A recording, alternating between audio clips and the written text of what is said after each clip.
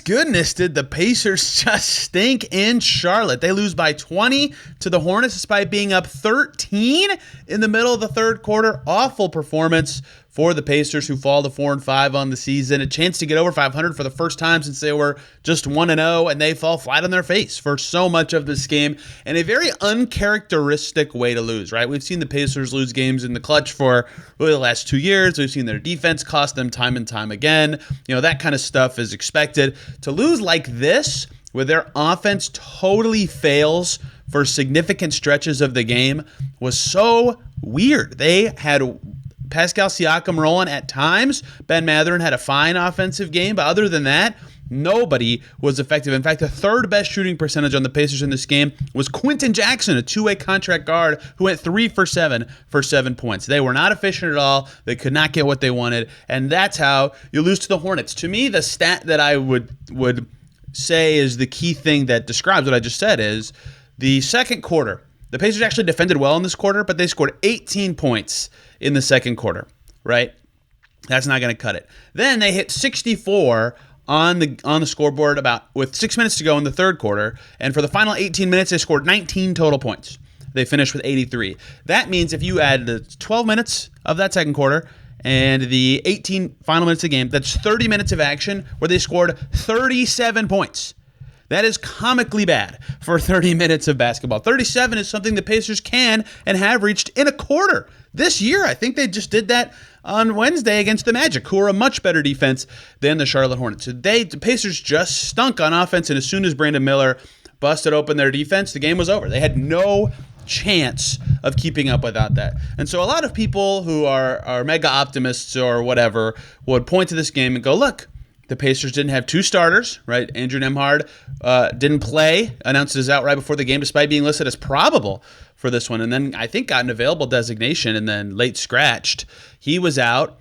Aaron Nesmith's out. That's two starters. TJ McConnell out. That's 3 key rotation players. Isaiah Jackson out is 4 rotation players. Sure, I understand all that. They still had Haliburton. They still had Mathurin. They still had Siakam. They still had Turner. They still had enough talent to win, even with a bench of Enrique Freeman, Johnny Furphy, Jarris Walker, Quentin Jackson, and Obi Toppin. The Pacers had enough talent to win. They were up 13 after 30 minutes of action, right? That's all the proof that anyone should need that they had enough to do it, and they just fell flat on their face. To me, the thing that held the Pacers back the most was their 2-point shooting. Yes, 9 for 21 from deep is not good. Not good enough to win at all in the NBA, both 29 and the 9, but their 2-point shooting was pathetically bad in this game. They finish 24 for 54 on twos, 44% on 2-point shots.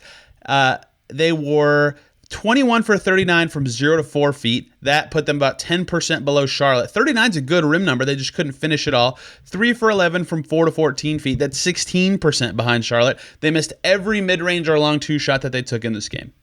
Right? Just comically bad inside the arc play. Here's what I was thinking watching the game. In the first half, it felt like the Pacers were like, okay, this is the Hornets. The Hornets don't have their 2 best centers and a couple other key players. And it felt like they were trying to use their talent and mismatch advantages too much, and they were slowed down too much. And then injuries also made them slow, but that's not why they lost.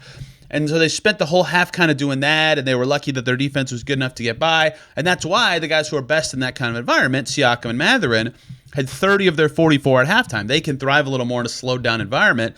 But that's not how the Pacers should want to play or can play. And once the Hornets got their tempo up and the Pacers couldn't get the tempo up, it swung the game. And the Pacers just sucked the whole time and never got going in the second half. They did find a little bit of juice via Pascal Siakam early in the third quarter. That stretch was huge, and he came out with them up 12 at 60-48. And I typed it down because he was playing so well that I thought, okay, if they can survive with him out, they'll win. And they did the opposite. They tripped all over themselves before he came back in, and they never regained that momentum. They have to take him out. They have to stagger right now with him, right? They need one of him or Haliburton on the floor, typically, although Haliburton stunk, and we'll get to him in just a second. And they need him because him and Toppin usually are linked at the hip when Toppin's the center as the backup 5 right now. But Toppin didn't play in the fourth quarter of this game, wasn't playing well, and was stretching his left leg on the bench with some band. So Enrique Freeman was the third center, the second center, really, by the end of the game. So their depth got tested, their speed never caught up, their rotation didn't work. And then in the fourth, they had this lineup with two-way players and Shepherd and Siakam, and they just couldn't get Siakam the shots. He looked kind of tired. The team looked kind of tired, and their offense was just awful. Just awful. That's such an un-Pacers thing. 83 points is their second fewest since Nate McMillan was their coach. They had 82 against the Miami Heat in December of 2022, and the Heat had 87 that night. They were in that game. It was an ugly, slow game, but they were in it. They were working hard. This time, 83, the Hornets with 103. Pathetic for the Pacers. This is their third game since the start of last season with under 100 points. Last year, they only did it once. They had 99. And this year, they've done it twice already. Something's up with their offense. And the most obvious answer is Tyrese Haliburton just isn't the same guy right now. 6 points on 11 shots, missed all his threes, 9 assists. That's something, especially on a night where the team couldn't make anything. 7 rebounds, yeah, that's nice for him, but that's not good enough. 2 for 11's should be unacceptable to him in the Pacers, and he just cannot get going. He's not moving the same. You know, he says his back's not bothering him, but it sure looks like it is. And if this is the level of player he is, he's just not even close to the guy they had last year, and it's really, really holding them back. And it makes it harder for everybody else. Right? He not only was great at creating his own efficient shots his first year and really most of his second year with the full years with the Pacers, but he could create them for others. This year he can kind of create them for others, but less so because he's not getting by as many guys and cannot for himself. That's a huge cap on your offense as a team. And so that's why I think Siakam and Mathurin look so good this year, because they can create efficient shots for themselves, but it's not as much for others. And so it's way harder for the rest of the team to really get going in the ways they could last year. And Haliburton was just unbelievable every night. Ben Shepherd started with Nembhard out. He struggled as well. He was 1 for 7 with 2 points. Miles Turner came alive in that early third stretch where the Pacers looked their best of the whole game. He had 12 and 10, which will be registered as a double-double, but it took him 13 shots to get there. He stunk in the first half. At halftime, Miles Turner and Tyrese Haliburton were combined 3 for 18. I have no idea how the Pacers were tied at that point. They played worse in the second half than the first half, but everybody needed to do more on offense in this game. Quentin Jackson might have been their third best offensive player. Probably was Miles Turner, but Quentin Jackson got to the rim and made stuff happen at least, right? It was just really, really rough for the Pacers. And then Brandon Miller was the nail in the coffin because the Hornets weren't that great either. I mean, Cody Martin was a little warm from 3, I suppose, but no one else on the Hornets played particularly well. Tijon Salon looked terrible filling in as a starter. Josh Green didn't do much. Taj Gibson was the starting 5 but barely played.